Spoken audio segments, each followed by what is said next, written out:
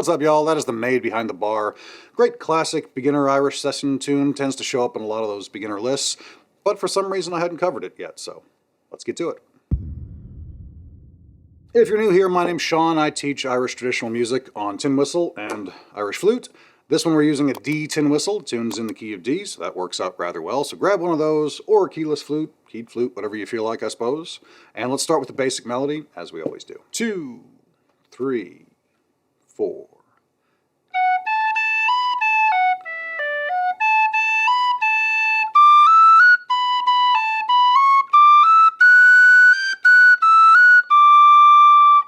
It's the first half.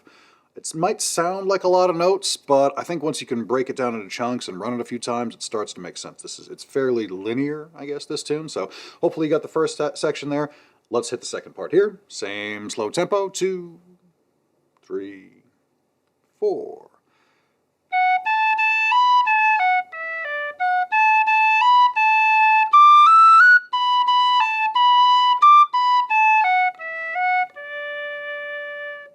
And that's the whole thing. You put them together, you got the whole A part, which of course would repeat.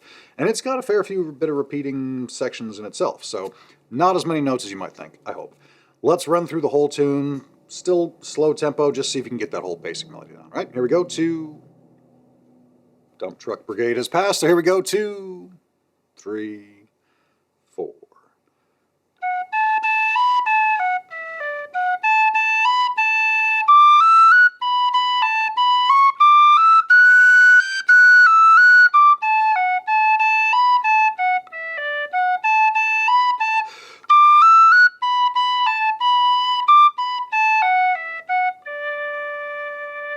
You notice that I took a break right before the kind of the turnaround phrase, the second time through the last half of the A part, I guess I should say.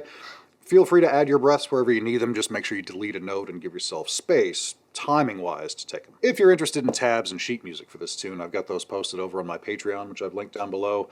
I've also got a deep dive video there for some more advanced whistle stuff, some flute things, all sorts of stuff. The B part, as you might expect, jumps up into the second octave, so be mindful of your hearing and that of those around you. But here we go with the first half, B part. 2, 3, 4.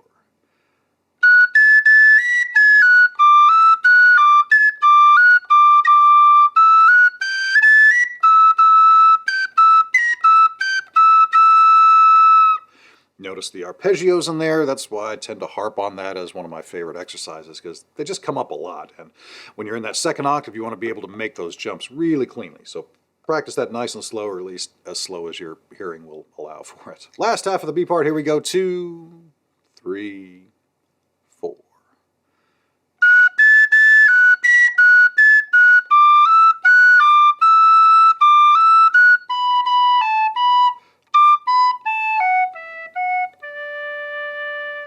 And you'll notice that it ends the same way that the A part does. So hopefully you can copy and paste some of that over here. Let's play the whole tune, A-A-B-B, as you would at a session all the way through, and see how we do. 2, 3, 4.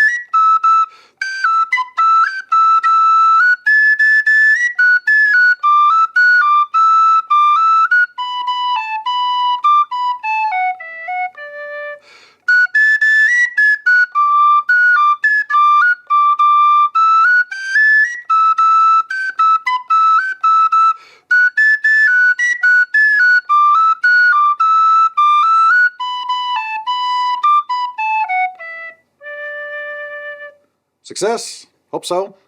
If not, go back, we'll run that again, make sure you get the melody locked down really nice, and then we'll dive in with the ornaments.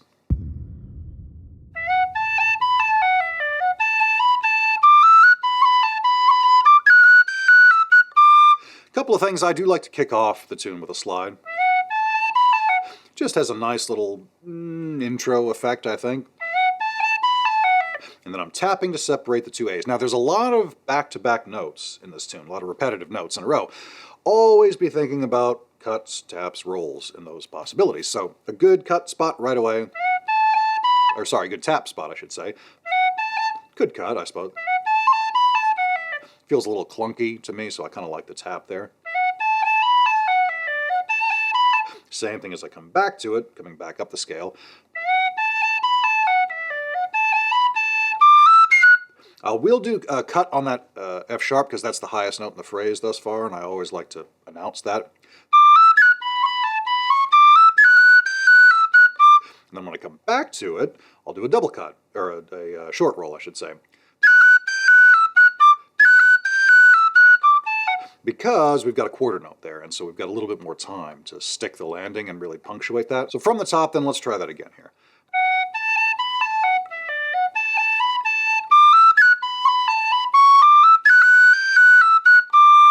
There's a nice little punchiness to it, I think. So then,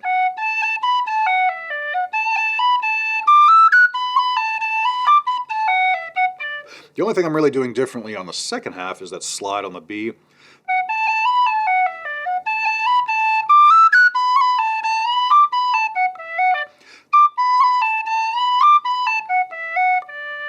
Gives it a nice balance, I think, to all the cuts and rolls and stuff that we're doing throughout the rest of the A part. There's a cool triplet as well that you can throw in here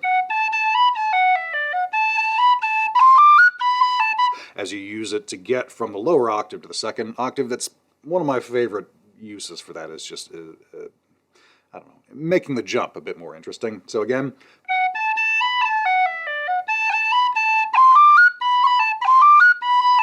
and for those who aren't aware of that particular triplet, it's a rhythmic triplet. It goes from B, C natural to D. C natural, despite the fact that we are in the key of D major, and so you'd expect a C sharp, the C natural has this kind of cool advantage as you're dragging through it, where you get that extra little blip if you accidentally, drag through a G. You hear that extra pop, and when you do it up tempo then, really jumps out there. So in context,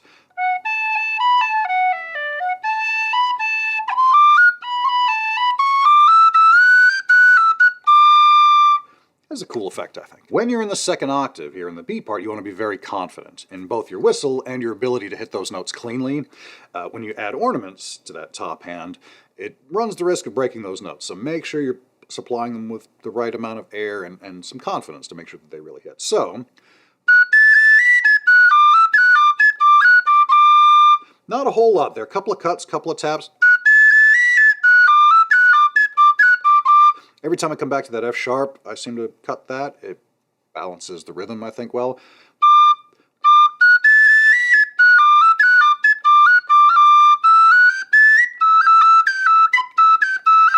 Couple of rolls there on E.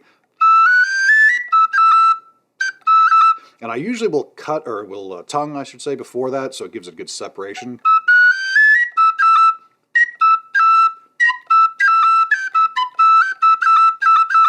And they want to be short rolls on the second half there, nice and quick and clean, because we're really just accenting a quarter note. It's not like 3 eighth notes in a row, so you get 2. And again, I'm cutting the G in that particular arpeggio. So in the first one, in the D arpeggio, I was cutting the F sharp. Here I'm cutting the G. Again, balance. Then we've got a full roll.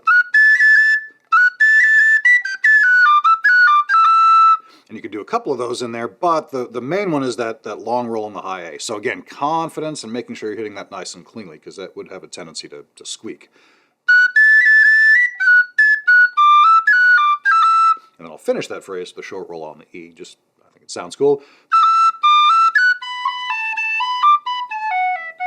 And then that phrase is the same. I'm cutting the F sharp and then sliding from that B. So that's what I do on this tune. Let me know what you guys think of this one. It's a classic standard Irish session tune. Hopefully it's come up at sessions and recordings that you've come across. If not, I'll see if I can post a cool version of it down below as well. Give that a listen, and I will see y'all in the next one. Cheers.